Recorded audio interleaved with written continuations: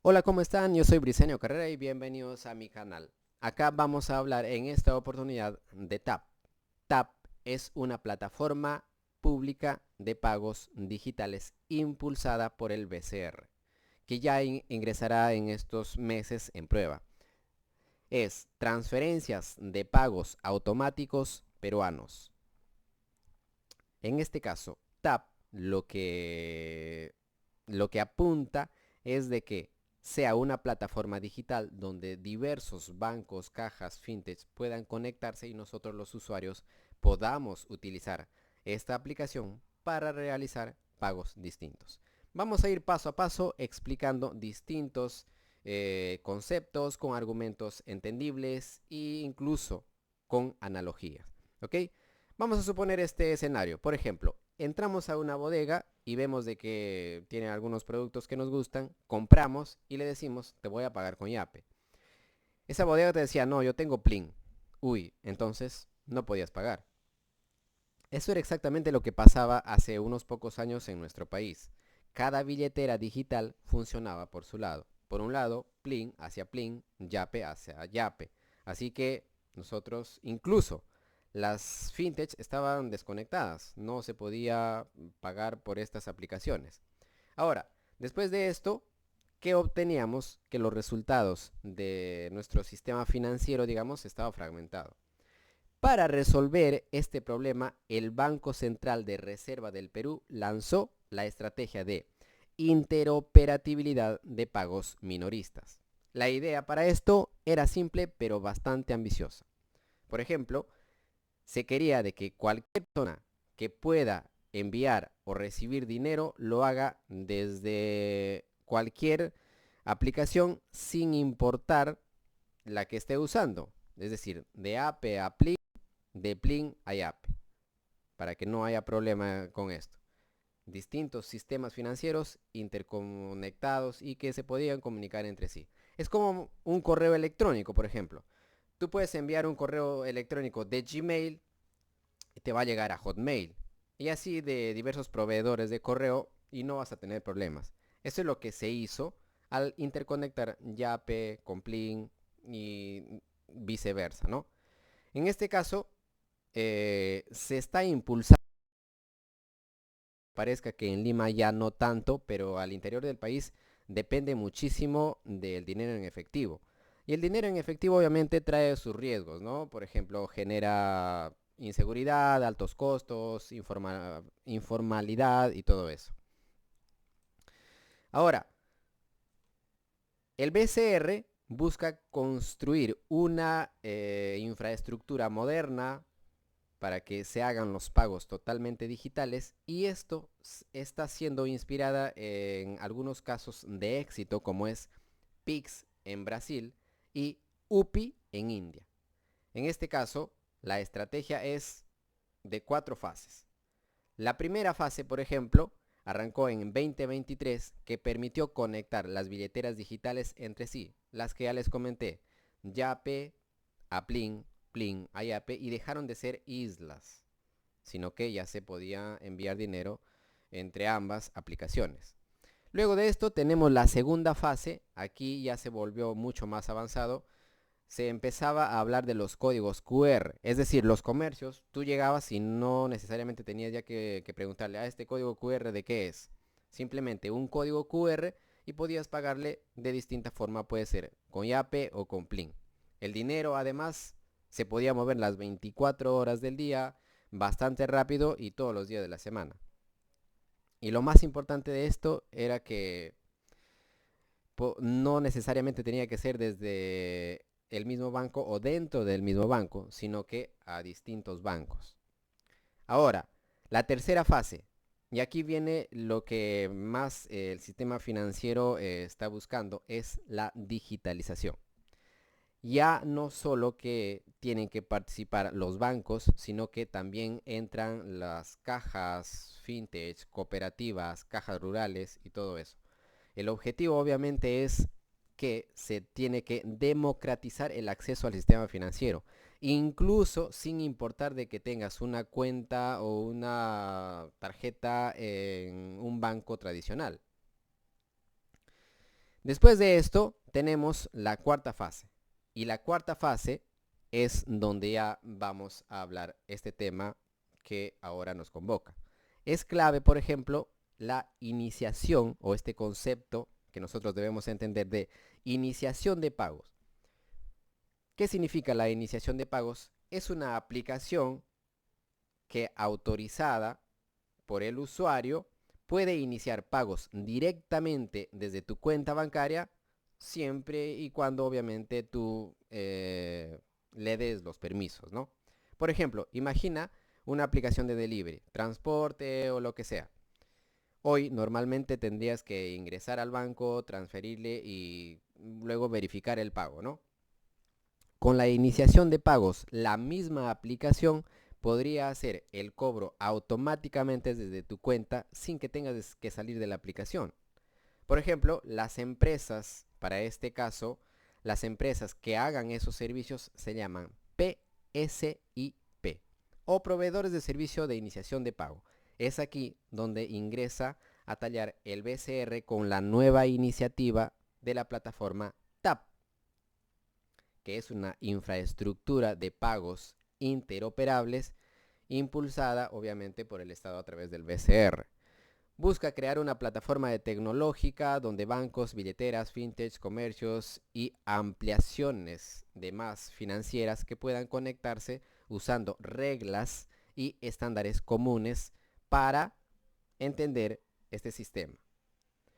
Ahora, lo que nosotros vamos a usar es una sola aplicación que se llama TAP, que sería del Estado. Por ejemplo, yo me voy a comprar algún producto y voy a necesitar pagar. Lo que ahora hacemos es que pagamos con una tarjeta, por ejemplo, y ahí es donde vamos a tener controversias. De que con esta iniciativa vamos a ver obviamente cuáles serán las comisiones por usar esta aplicación, porque normalmente en los países donde se ha tenido bastante éxito, como Pix en Brasil, las comisiones para los usuarios comunes era cero. Para las empresas, en este caso, la comisión era del 0.33%, bastante bajo en comparación con las comisiones que cobran las tarjetas. Ahora, dependiendo de este costo de comisiones que tenga esta plataforma digital estatal, TAP, en este caso en Perú, va a incentivar a que los peruanos empecemos a usar más este tipo de aplicaciones o seguir con las tarjetas. Ahora retrocedo. ¿Por qué les dije que ahora podríamos tener controversias con las grandes empresas como Visa y Mastercard? Porque ya se ha visto en otros países como Brasil, por ejemplo, han empezado a reclamar e incluso están en el plano judicial, indicando de que esto sería una competencia desleal para ellos. Es el caso de Brasil, donde Visa y Mastercard han empezado a argumentar esto, ¿no? Yo creo que si esto llega al Perú con una comisión baja, las tarjetas van a dejar de usarse. Y obviamente al final mi comentario es de que tal como cualquier otro servicio que el Estado brinda a los ciudadanos, esto es una tecnología que obviamente también se puede transformar en eso, un servicio para los ciudadanos. Con bajas tasas, está bien, pero que sea un servicio. Para comprender mejor ello, les voy a comentar el caso tanto antes, durante y después, el caso Pix en Brasil. Pero antes les dejo acá un pequeño video sobre este anuncio por parte del BCR sobre la infraestructura TAP en Perú. Luego les cuento la experiencia o en este caso todo ese proceso que vivió Brasil con el exitoso Pix, desplazando a las tradicionales tarjetas de crédito y o débito. La interoperabilidad permite que todos los instrumentos de pago estén conectados y la experiencia del usuario sea completamente diferente. No tienes que preocuparte en qué billetera tiene el comercio su cuenta, ni en qué billetera uno tiene la cuenta. Uno puede iniciar el pago sin ninguna fricción. ¿Por qué regular la interoperabilidad? Bueno, porque es difícil que sin regulación se logre la interoperabilidad, ¿no? Porque hay muchas fricciones, hay economías de redes.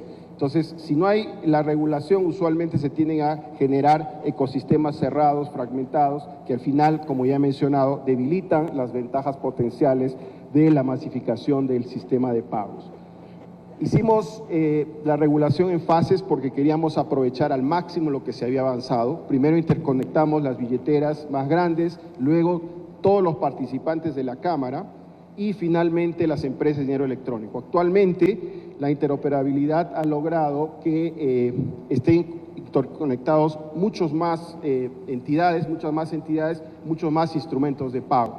Y eso ha generado una explosión en la transaccionalidad usando pagos inmediatos y códigos QR. No sé si estoy... ¿ok? Este es el ecosistema de pagos de una forma gráfica, ¿no? Tenemos las billeteras que se interconectaron en la fase 1, en la fase 2 están todas las entidades que en la Cámara hacen transferencias inmediatas y en la fase 3 están las empresas de dinero electrónico. Antes de la interoperabilidad esto estaba apagado, es como que no estaban conectados, ninguno de estos cuadrados estaba conectado. Ahora los tenemos completamente integrados y eso está haciendo que el crecimiento de las operaciones sea exponencial. En la fase 1 está creciendo a 12 meses a más o menos 50% este último año. La fase 2, que es las operaciones que hacen a través de cuentas en bancos, a través de aplicaciones bancarias en la Cámara, está creciendo el 80% anual en transaccionalidad. Y la fase 3, que ciertamente es un nivel todavía más bajo, está creciendo a más de 300% en el último año. O sea, todo el ecosistema viene creciendo a una velocidad impresionante y les voy a mostrar que es impresionante si lo comparamos con los países de la región.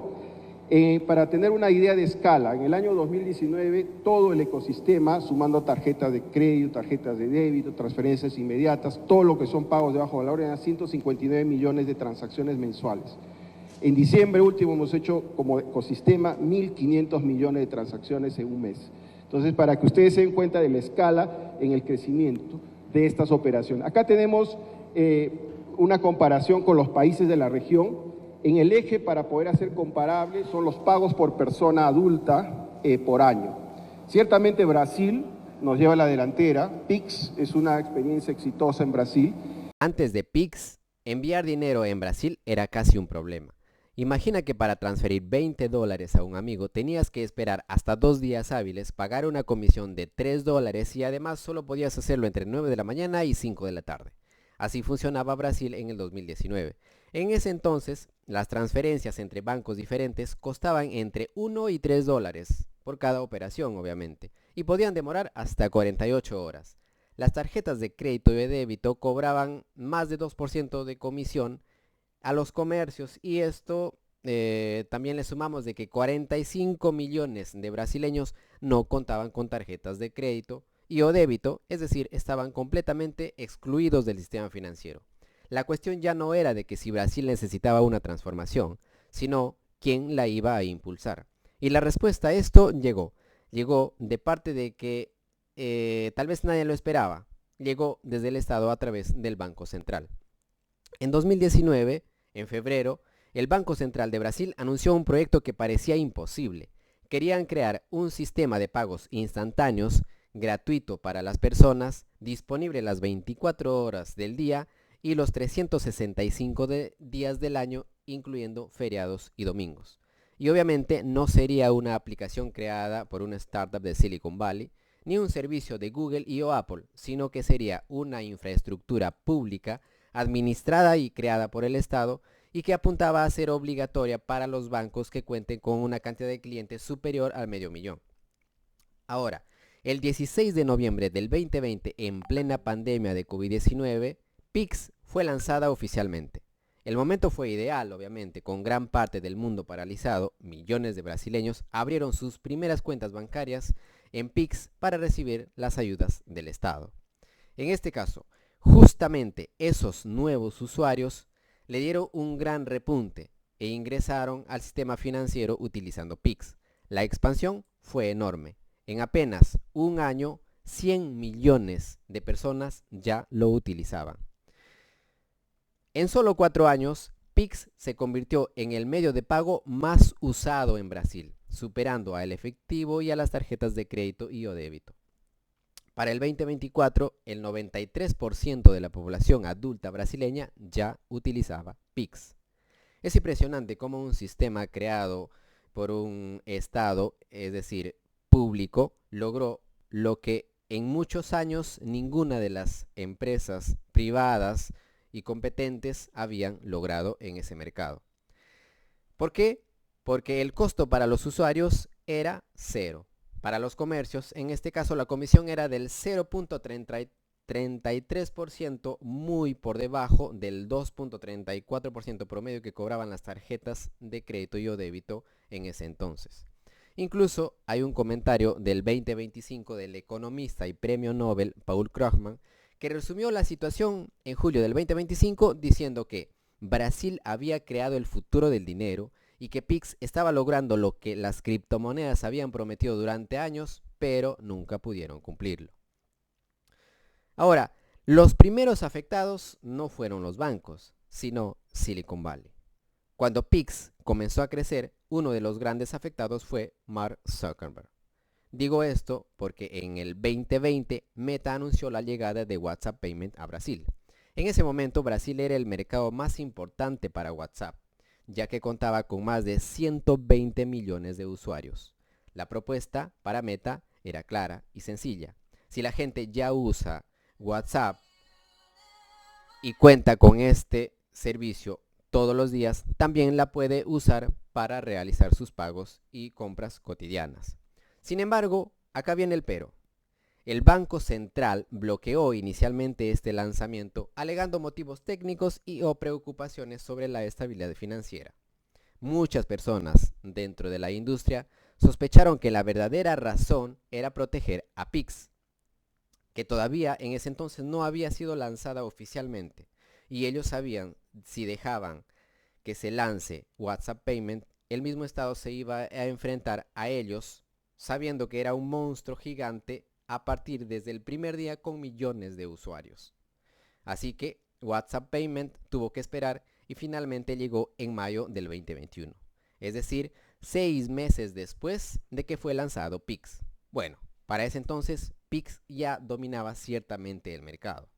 Y el resultado para WhatsApp Payment fue claro. Actualmente existe en Brasil, pero casi nadie la usa y ha perdido competencia frente a la estatal Pix. Después vinieron las grandes pérdidas. En este caso, Visa y Mastercard. Las grandes beneficiadas del antiguo sistema fueron también quienes ya empezaron a sentir las pérdidas frente al nuevo modelo. Ahora, gracias a Pix, los comercios podían recibir pagos instantáneos, pagando apenas una fracción de las que cobraban las tarjetas de crédito y o débito antes de Pix. Las personas además podían enviar dinero gratuitamente. Como consecuencia de ello, el incentivo para usar tarjetas había disminuido muchísimo. En algunas zonas, incluso de São Paulo, los clientes reciben descuentos del 10% si pagan en los comercios con Pix, dejando de utilizar las tarjetas y o el efectivo. Y esto ocurre obviamente porque los comercios ahorran tanto dinero en comisiones que pueden compartir parte de ese ahorro con los consumidores. Ahora, en 2024, Pix ya representaba el 47% de todas las transacciones realizadas en Brasil. Visa y Mastercard estaban perdiendo espacio en uno de los mercados más grandes del mundo, y fue entonces cuando Washington decidió intervenir. En julio del 2025, la oficina del representante comercial de Estados Unidos, conocida como USTR, abrió una investigación formal contra Brasil, bajo la sección 301 de la ley 1974, la misma legislación que Estados Unidos utiliza históricamente contra China. La acusación era la siguiente. Decían que Brasil estaba favoreciendo a Pix por encima de las empresas estadounidenses, generando una competencia desleal e injusta para ellos. El Consejo de la Industria de Tecnología e Información, que representa a las compañías de Google, Apple, Visa, Mastercard y otras, presentó una acusación señalando 3 puntos importantes. En este caso, el primer punto indicaba de que Brasil, con el Banco Central, actúa simultáneamente como regulador financiero y operador de PIX, es decir, era juez y parte. El segundo punto indicaba de que la participación de PIX es obligatoria para los bancos grandes, como ya les indicaba, mientras que el sistema permanece cerrado para las infraestructuras del sistema privado de liquidación, es decir, para las empresas grandes como Visa y Mastercard. El tercer punto indicaba de que PIX funciona sin costo para los usuarios y utiliza datos financieros, haciendo prácticamente imposible que los servicios privados puedan competir a ese precio. En septiembre del 2025, durante audiencias públicas ante el USTR, representantes de Visa y Mastercard declararon que PIX estaba destruyendo su capacidad de competir en Brasil. Meta también afirmó de que el bloqueo inicial, ya les indiqué que el Banco Central de Brasil bloqueó inicialmente este lanzamiento. Para esto, Meta argumentó de que el bloqueo inicial en el 2020 había sido una medida estratégica y deliberada para proteger a PIX. Ahora, esta investigación coincidió además con una fuerte escala comercial en julio del 2025. Donald Trump anunció aranceles del 50% sobre las exportaciones brasileñas hacia Estados Unidos. Y anunció directamente en una carta oficial hacia el presidente Luis Ignacio Lula da Silva, indicándole en este caso las políticas digitales de Brasil, incluyendo las restricciones a redes sociales estadounidenses y además alegando persecución al presidente o expresidente, en este caso Jair Bolsonaro. Ahora, el conflicto hasta aquí ya no parece únicamente económico, sino que pasó a convertirse en una disputa de soberanía, democracia y control del dinero digital. Para este caso, la reacción de Brasil fue inmediata. Lula respondió públicamente diciendo: nadie nos va a obligar a cambiar el PIX. Es más, el gobierno impulsó una campaña en redes sociales con el lema "O PIX EU do Brasil". La frase rápidamente se hizo viral. Miembros del Congreso publicaron videos utilizando PIX en mercados comerciales y locales. E incluso sectores de oposición salieron en defensa del sistema, porque políticamente PIX terminó convirtiéndose en un símbolo de soberanía nacional. La estrategia para este caso funcionó, y digo funcionó porque las encuestas mostraron que la aprobación de Lula aumentó en 3 puntos porcentuales en pocas semanas, especialmente entre los sectores de clase media y personas con mayor nivel educativo que sentían que Brasil estaba siendo atacado por las medidas de Trump. Paradójicamente, el sistema de Trump, o en este caso, el presidente Trump, que decía defender al trabajador común, estaba enfrentándose para que Visa y Mastercard recuperaran sus beneficios, en este caso comisiones superiores al 2% en el mercado brasilero.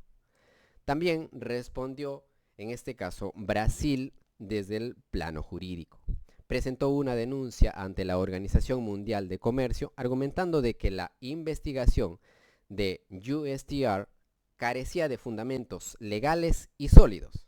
Porque, por ejemplo, respecto al 50% de aranceles, Lula activó la ley de reciprocidad económica aprobada por el Congreso brasileño. El mensaje fue claro: si Estados Unidos nos impone el 50%, Brasil responderá con otro 50%. Además, había un dato que Trump había ignorado en su discurso. Según las estadísticas del propio Estado, en este caso, según las estadísticas del propio gobierno estadounidense, Estados Unidos mantiene un superávit comercial con Brasil de más de $410 millones acumulados en los últimos 15 años. Es decir, Estados Unidos vende más productos a Brasil de lo que les compra. Por lo tanto, el argumento de déficit comercial simplemente no existía. Pero ahora, la verdadera pregunta detrás de toda esta historia no es de que si PIX es bueno o es malo, o Trump tenía o no tenía razón. El debate de fondo es: ¿quién controlará la infraestructura del dinero digital en 2021? Durante décadas, esta respuesta parecía obvia, que iba a ser las grandes corporaciones estadounidenses como Visa, Mastercard, PayPal y otras Big Tech en este caso. Pero todos esos modelos de negocios dependen de cobrar una comisión por cada transacción financiera. Y para este caso ya tenemos el ejemplo, es decir, que Pix demostró que existe una alternativa. Es decir, un Estado puede construir infraestructura financiera pública tal cual como lo hace construyendo sistemas de carreteras o sistemas de agua potable y ofrecerlas gratuitamente a sus ciudadanos. Y esa es la preocupación que está generando en Washington. Porque si Brasil pudo hacerlo, otros países también lo están haciendo. En este caso, India ya tiene UPI, Indonesia tiene a Curis y Perú, por ejemplo, está avanzando en un proyecto similar a la de Brasil. Y así otros países obviamente pueden hacerlo. Y para esto, no es casualidad de que Estados Unidos haya investigado a Brasil, India e Indonesia al mismo tiempo. Es obvio que se trata de una respuesta frente al crecimiento de sistemas nacionales de pago que están desplazando a las tradicionales Visa y Mastercard y otros medios de pago. Al final, Pix es mucho más que una aplicación para enviar dinero. En nuestro caso, como países vecinos, es una demostración de que la tecnología financiera no necesariamente tiene que basarse en cobrar comisiones, sino que también puede funcionar como un servicio público. Y probablemente esa idea, más que cualquier otro arancel o investigación, es lo que realmente preocupa a Washington. Si te quedaste hasta el final de este video, te doy las gracias y te invito a que me regales un like y suscríbete a mi canal si necesitas información de este tipo. Recuerda que tenemos los diferentes segmentos, por ejemplo, Power BI, tenemos los segmentos de Looker Studio, tenemos también el segmento de inteligencia artificial, Aprende Excel y este tipo de noticias importantes para usted. Recuerda que también me puedes dejar tus comentarios con respecto a este último video y tema que estamos hablando sobre TAP en Perú. Muchas gracias, te espero y te espero leer en los comentarios.